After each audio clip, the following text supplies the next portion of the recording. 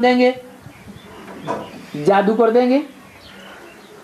बाप कहते हैं नथिंग न्यू, ये कोई नई बातें नहीं है।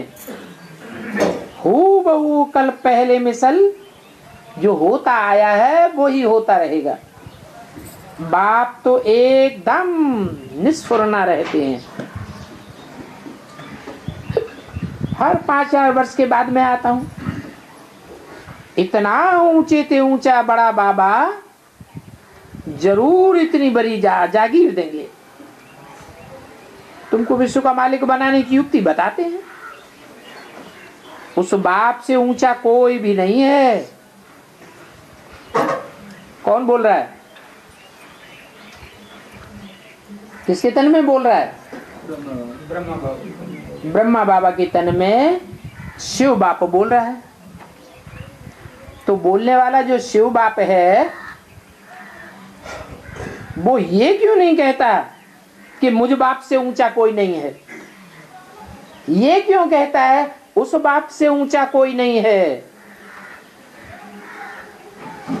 उस कह के दूर क्यों कर दिया? ब्रह्मा के तन में ही बोल रहा था, बाजू में ही तो बैठा। बाद में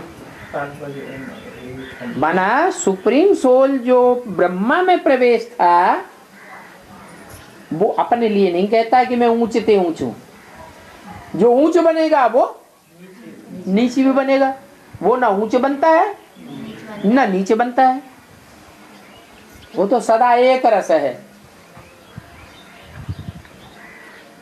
शंकर के मस्तक में जो तीसरा नेत्र शिव नेत्र कहा जाता है वो शिव नेत्र सदा शिव कहा जाता है। वो न कल्याणकारी है ना अकल्याणकारी है। वो तो सदैव एक रस ही है। ऊंच और नीच का पार्ट बजाने वाला कौन है?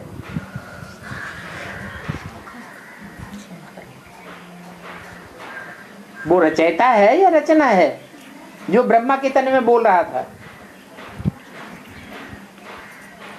अरे वो रचयिता है, वो नई दुनिया रचता है। शरीर ही खत्म हो गया। ब्रह्मा का शरीर रह गया कि खत्म हो गया? तो रचयिता कैसे हुआ? ना रचना है ना रचयिता है। हाँ, ब्रह्मा को रचना कहेंगे, लेकिन वो ब्रह्मा भी उसकी यादगार शास्त्रों में नहीं है। उसकी मूर्ति भी नहीं बनती। कौन सी ब्रह्मा की यादगार है? कौन सी ब्रह्मा की पूजा होती है? वो नहीं, वही ब्रह्मा जब जगदम्बा का रूप धारण करता है तो पूजा होती है। वही जगदम्बा गौमुख कही जाती है। तो बोला बाप कहते हैं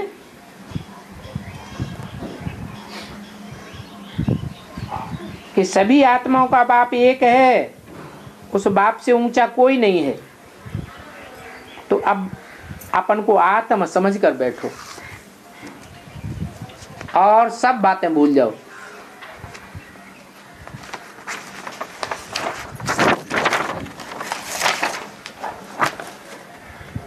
बेहद का बाप आकर बेहद का वर्षा देते हैं। 29-68 की वाणी का दूसरा पेज। आधा कल्प तुम सुख में रहते हो, उसको कहेंगे दिन। और आधा कल्प तुम ठोकरें खाते रहते हो। ठोकरें खाते हैं तो सुख कहेंगे या दुख कहेंगे? दुख कहेंगे।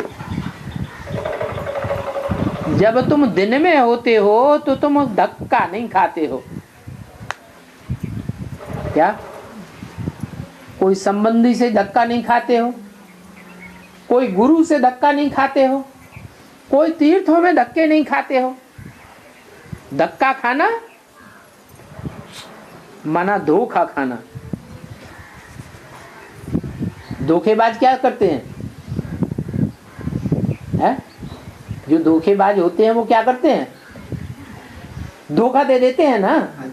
जब धोखा दे देते हैं, जिसको धोखा मिलता है वो कहता हमने धक्का खाया, फालतू धक्का खाया।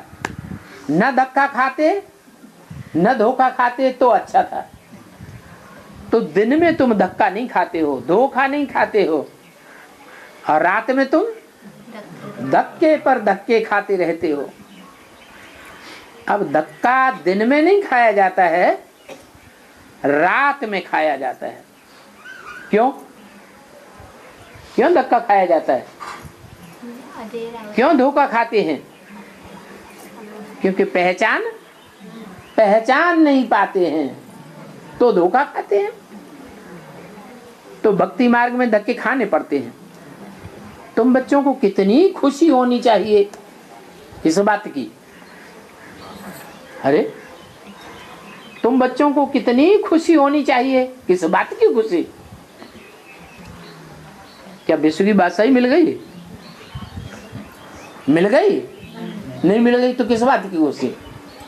धोखा खाने। हाँ, अब हम धक्का खाने से, धोखा खाने से बच गए, धोखा खाने से बच गए। अगर सभी बच गए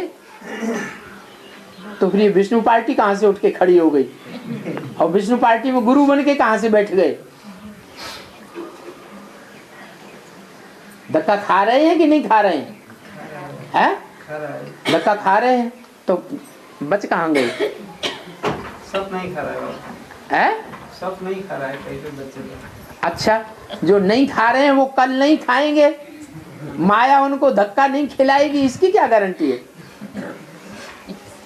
गारंटी है? हैं? नहीं है, गारंटी तो नहीं है। तो फिर खुशी तो बेकार हो गई। बाबा तो पूछ रहे हैं तुम बच्चों को कितनी खुशी होनी चाहिए कि हम धक्का खाने से बच गए। ये खुशी की बात नहीं है, हैं? खुशी की बात है। फिर इधर ये भी कहते कोई गारंटी नहीं है। नहीं, कुछ बच्चे तो बाबा की नजर में ऐसे हैं जो धक्का खाने से बच गए। अब कौन है ये अभी पूरा पता नहीं पड़ा है।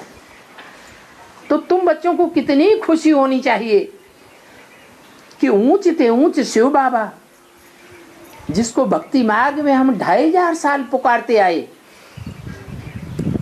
वो आकर के हमको मिला है। पुकारते आए, दुख हरो सुख दो और दुख हरो, सुख करता और दुख हरता, दुखधाम से सुखधाम में ले चलो।